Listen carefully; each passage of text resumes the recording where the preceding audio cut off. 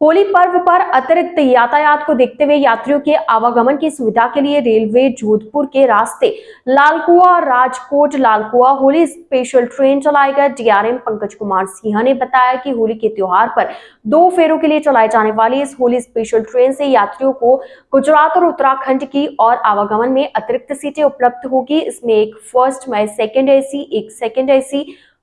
5 third AC, 8 द्वितीय शयनयान, 3 साधारण श्रेणी व 2 गार्ड डिब्बों सहित कुल 20 कोच होंगे। यह रेल सेवा मार्ग में किच्छा, बहेड़ी, भोजीपुरा, इज्जतनगर, बरेली सिटी, बरेली, बदायूं, शोरो, शुक्र क्षेत्र,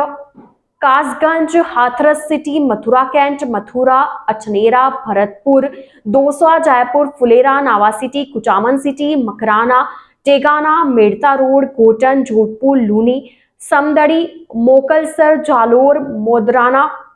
मारवाड़, भीनमाल, रानीवाड़ा, धनेरा, भिलड़ी, पाटन, महसाना, सुरेंद्रनगर व वांकानेर स्टेशनों पर ठहराव करेगी।